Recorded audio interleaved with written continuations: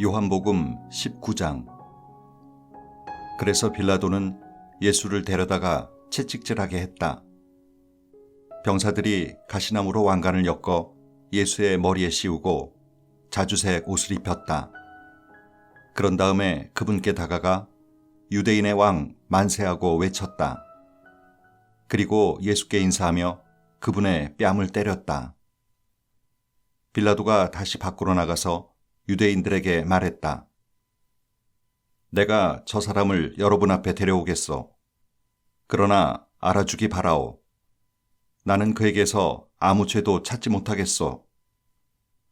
바로 그때 예수께서 가시관을 쓰고 자주색 옷을 입고 나오셨다.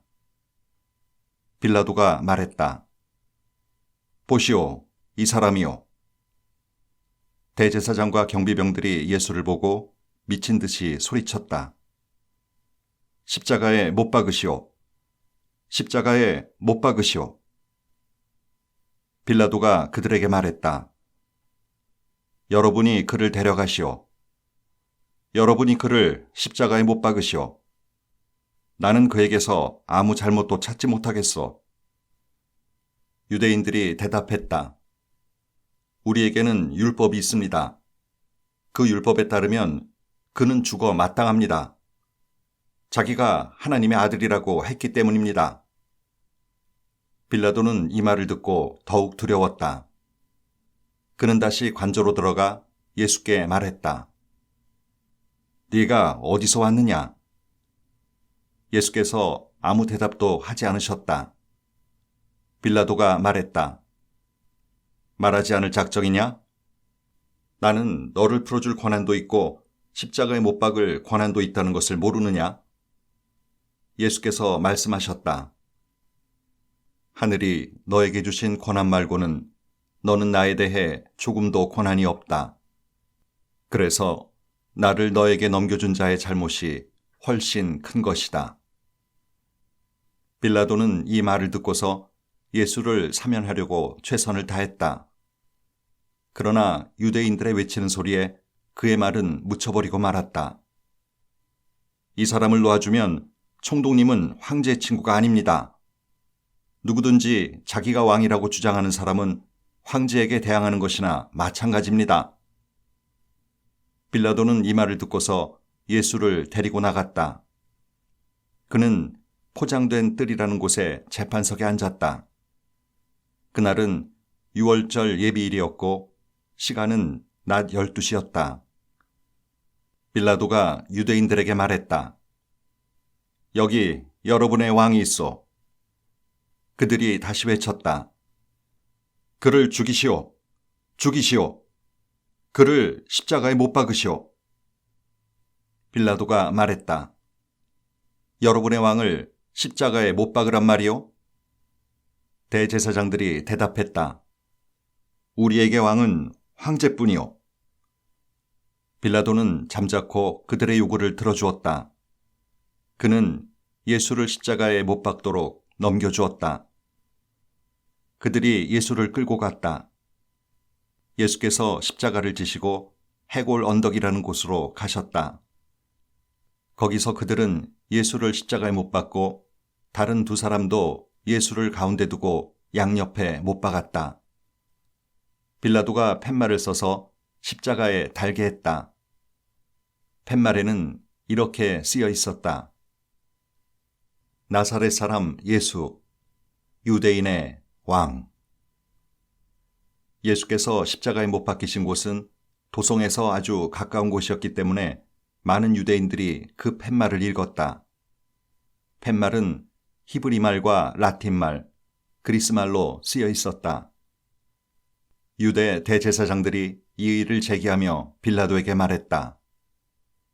유대인의 왕이라고 쓰지 마십시오. 자칭 유대인의 왕이라고 고쳐주십시오. 빌라도가 말했다. 나는 쓸 것을 썼소. 로마 병사들이 예수를 십자가에 못 박고 나서 그분의 옷가지를 가져다가 네 몫으로 나누어 각자 한 몫씩 가졌다. 하지만 그분의 겉옷은 이음매 없이 통으로 짠 것이었다. 병사들이 서로 말했다. 저 옷은 찢지 말고 제비를 뽑아 누가 차지하나 보자. 이로써 그들이 내 옷을 나누었고 내 겉옷을 두고 제비를 뽑았다고 한 성경 말씀이 확증되었다. 병사들이 자기네 일속을 챙기는 동안에 예수의 어머니와 이모와 글로바의 아내 마리아와 막달라 마리아는 십자가 아래에 서 있었다. 예수께서 자기 어머니와 그 곁에 서 있는 사랑하는 제자를 보시고 어머니에게 말씀하셨다. 여자여, 이 사람이 어머니의 아들입니다. 그런 다음 그 제자에게 말씀하셨다. 이분이 너의 어머니이시다. 그 순간부터 그 제자는 그녀를 자기 어머니로 모셨다.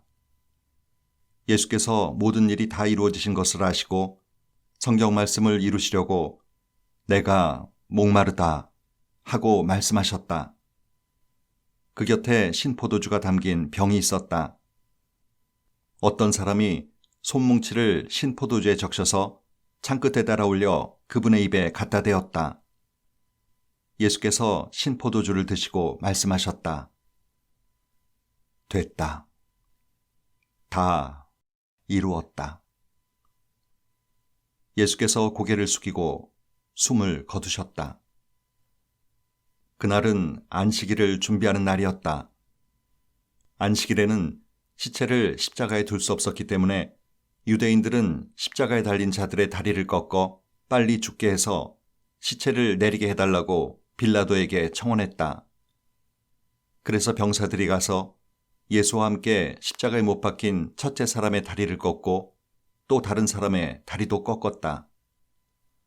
병사들이 예수께 다가가서 그분이 이미 숨을 거두신 것을 보고는 다리를 꺾지 않았다. 병사들 가운데 하나가 창으로 그분의 옆구리를 찔렀다. 피와 물이 쏟아져 나왔다.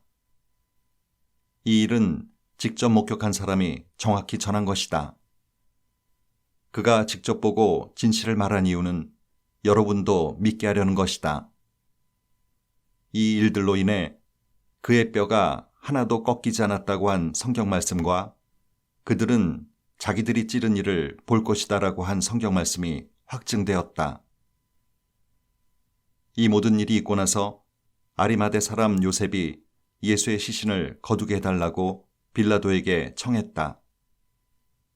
그는 예수의 제자였지만 유대인들의 위협 때문에 자기가 예수의 제자라는 사실을 비밀로 하고 있었다. 빌라도가 허락하자 요셉이 가서 시신을 거두었다. 일찍이 밤중에 예수를 찾아왔던 니고데모가 이번에는 환한 대낮에 모략과 침향 섞은 것을 33kg쯤 가지고 왔다. 그들은 예수의 시신을 모셔다가 유대인의 장례 풍습대로 향료를 바르고 고운 배로 쌌다. 예수께서 십자가에 못 박히신 곳 근처에 동산이 있었다. 그 동산에는 아직 아무도 모신 적이 없는 새 무덤이 있었다. 그날은 유대인들이 안식일을 준비하는 날이었고 무덤도 가까이 있었으므로 그들은 거기에 예수를 모셨다. 20장 한 주의 첫날 이른 아침이었다. 아직 어두울 때에 막달라 마리아가 무덤에 가서 보니 무덤을 막고 있던 돌이 입구에서 옮겨져 있었다. 그녀는 곧장 시몬 베드로와 예수께서 사랑하시는 다른 제자에게 숨가쁘게 달려가서 말했다. 사람들이 주님을 무덤에서 꺼내갔어요. 그들이 그분을 어디에 두었는지 모르겠습니다. 베드로와 다른 제자가 즉시 무덤을 향해 서로 앞다투어 달려갔다. 다른 제자가 베드로를 앞질러 무덤에 먼저 도착했다. 그가 몸을 구부려 안을 들여다보니 거기에 고운 배가 놓여 있었다. 그러나 그는 안으로 들어가지는 않았다. 시몬 베드로가 그의 뒤에 도착해서 무덤 안으로 들어가 보니 고운 배가 놓여 있었다. 그분의 머리를 감쌌던 수건은 고운 배와 함께 있지 않고 따로 가지런하게 개어져 있었다. 그제야 먼저 도착했던 다른 제자도 무덤 안으로 들어가서 증거를 보고 믿었다. 그분께서 죽은 자들 가운데서 살아나야 한다는 말씀을 아직 아무도 깨닫지 못하고 있었다. 그 후에 두 제자는 집으로 돌아갔다. 그러나 마리아는 무덤 바깥에 서서 울고 있었다. 그녀가 울면서 무릎을 꿇고 무덤 안을 들여다보니 흰옷을 입은 두 천사가 거기에 앉아 있었다. 한 천사는 예수의 시신이 놓여 있던 자리 머리맡에, 다른 천사는 발치에 앉아 있었다. 천사들이 마리아에게 말했다. 여자여, 어찌하여 우느냐? 마리아가 말했다. 사람들이 내 주님을 꺼내갔습니다. 그들이 그분을 어디에 두었는지 모르겠습니다. 마리아가 이렇게 말하고 나서 뒤로 돌아보니 예수께서 거기에 서 계셨다. 그러나 마리아는 그분을 알아보지 못했다. 예수께서 마리아에게 말씀하셨다. 여자여, 어찌하여 우느냐? 누구를 찾고 있느냐? 마리아는 그분이 동산직인 줄 알고 말했다. 선생님이 그분을 모셔갔으면 어디에 두었는지 알려주세요. 내가 그분을 돌보겠습니다. 예수께서 마리아야 하고 부르셨다. 마리아가 예수께 돌아서며 히브리 말로 라보니 하고 불렀다. 이는 선생님이라는 뜻이다. 예수께서 말씀하셨다. 나를 계속 붙들고 있지 마라. 내가 아직 아버지께로 올라가지 않았다. 너는 내 형제들에게 가서 내가 내 아버지이며 너희 아버지이신 분, 곧 내 하나님이시며 너희 하나님이신 분께로 올라간다고 전하여라. 막달라 마리아가 제자들에게 가서 소식을 전했다. 내가 주님을 배웠어요. 마리아는 예수께서 자기에게 말씀하신 모든 것을 그들에게 알렸다. 그날 해질녘에 제자들이 모였으나 그들은 유대인들이 무서워 집에 있는 문이란 문은 다 닫아 걸고 있었다. 예수께서 들어오셔서 그들 가운데 서서 말씀하셨다. 너희에게 평안이 있기를. 그러고 나서 자기의 두 손과 옆구리를 제자들에게 보여주셨다. 제자들은 자기 눈으로 주님을 뵙고는 기쁨을 가누지 못했다. 예수께서 다시 한번 인사하였다. 너희에게 평안이 있기를. 아버지께서 나를 보내신 것처럼 나도 너희를 보낸다. 예수께서 이 말씀을 하시고 나서 숨을 깊이 들이쉬었다가 그들에게 내쉬며 말씀하셨다. 성령을 받아라.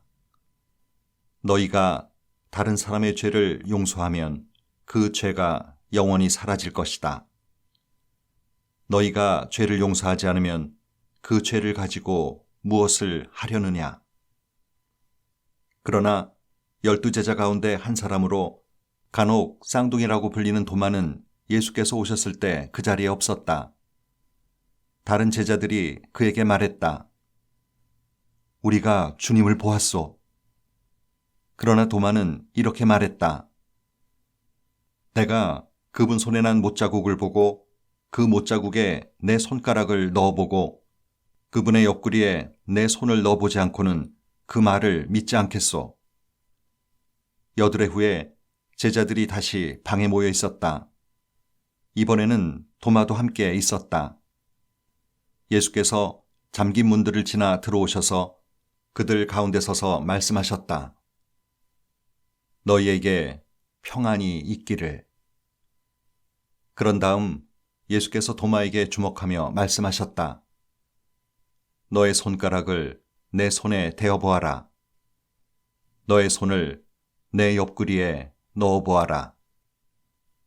의심하는 자가 되지 말고 믿는 자가 되어라. 도마가 말했다. 나의 주님, 나의 하나님. 예수께서 말씀하셨다. 너는 너의 두 눈으로 보고 나서야 믿는구나. 보지 않고도 믿는 사람들에게는 더 큰 복이 기다리고 있다. 예수께서는 이 책에 기록된 것보다 훨씬 많은 표적을 베푸셔서 하나님을 계시해 주셨다. 이것을 기록한 이유는 예수께서 메시아이시며 하나님의 아들이심을 여러분으로 믿게 하고 그 믿음을 통해 예수께서 친히 계시해 주신 참되고 영원한 생명을 얻게 하려는 것이다. 21장.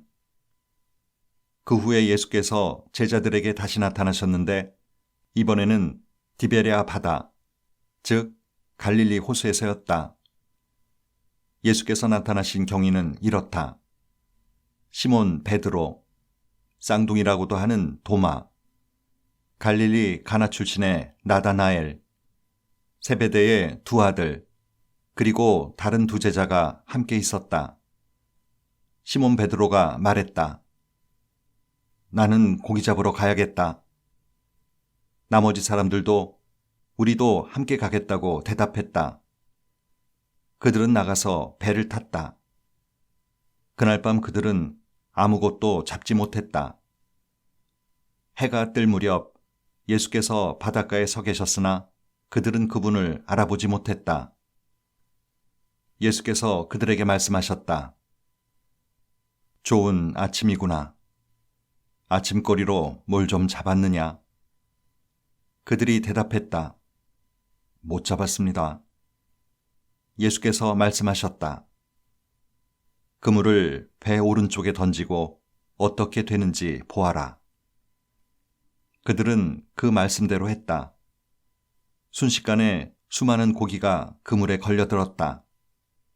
힘이 달려서 그물을 끌어올리지 못할 정도였다. 그때 예수께서 사랑하시는 제자가 베드로에게 말했다. 주님이시다. 시몬 베드로가 그분이 주님이신 것을 알고는 일하느라 벗어놓았던 옷을 급히 챙겨 입고 바다로 뛰어들었다. 다른 제자들은 배를 탄 채로 고기가 가득 든 그물을 끌고 나왔다. 그들은 육지에서 90m 정도밖에 떨어지지 않은 곳에 나가 있었다. 그들이 배에서 내리고 보니 숯불이 지펴져 있고 그 위에 물고기와 빵이 익고 있었다. 예수께서 말씀하셨다. 너희가 방금 잡은 물고기를 몇 마리 가져오너라.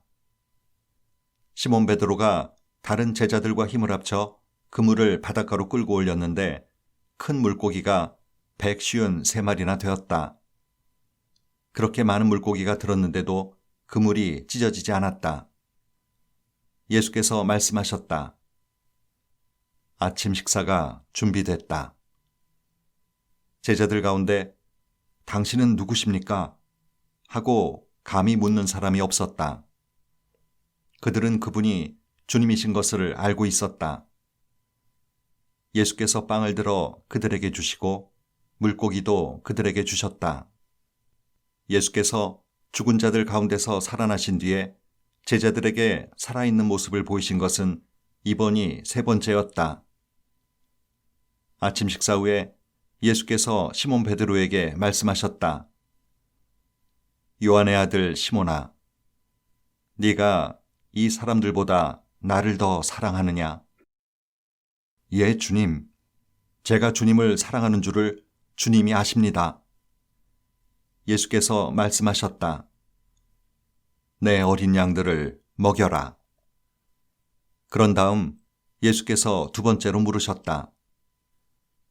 요한의 아들 시몬아, 네가 나를 사랑하느냐? 예, 주님. 제가 주님을 사랑하는 줄을 주님이 아십니다. 예수께서 말씀하셨다. 내 양들을 돌보아라. 예수께서 세 번째로 물으셨다. 요한의 아들 시몬아, 네가 나를 사랑하느냐? 예수께서 네가 나를 사랑하느냐 하고 세 번째 물으시니 베드로는 근심이 되었다. 주님, 주님은 모르시는 것이 없습니다. 제가 주님을 사랑하는 줄을 주님께서 틀림없이 아십니다. 예수께서 말씀하셨다. 내 양들을 먹여라. 이제 너에게 진실을 알려주겠다. 네가 젊었을 때는 네 스스로 옷을 입고 어디든지 원하는 곳으로 다녔다. 그러나 네가 나이 들어서는 두 팔을 벌려야 할 것이다. 다른 사람이 네게 옷을 입히고 네가 원하지 않는 곳으로 너를 데려갈 것이다. 예수께서 이렇게 말씀하신 것은 베드로가 어떤 죽음으로 하나님을 영화롭게 할 것인지를 암시하는 것이다. 이 말씀을 하시고 예수께서 이렇게 명하셨다. 나를 따라오너라. 베드로가 고개를 돌려보니 예수께서 사랑하시는 제자가 바로 뒤에서 따라오고 있었다. 베드로가 그를 보고 예수께 물었다. 주님, 이 사람은 어떻게 되겠습니까? 예수께서 말씀하셨다. 내가 다시 올 때까지 그를 살려두고자 하더라도 그것이 너와 무슨 상관이 있느냐? 너는 나를 따라오너라. 그래서 그 제자가 죽지 않을 것이라는 소문이 형제들 사이에 퍼진 것이다. 그러나 예수께서 하신 말씀은 그런 뜻이 아니었다. 예수께서는 그저 내가 다시 올 때까지 그를 살려두고자 하더라도 그것이 너와 무슨 상관이 있느냐라고 말씀하셨을 뿐이다. 이 모든 일을 목격하고 기록한 사람이 바로 그 제자다. 우리 모두는 그의 증언이 믿을 만하고 정확하다는 것을 알고 있다. 이 밖에도 예수께서는 아주 많은 일을 행하셨다. 그것을 하나도 빠뜨리지 않고 낱낱이 기록한다면 그 기록한 책을 다 담아두기에는 이 세상도 비좁을 것이다.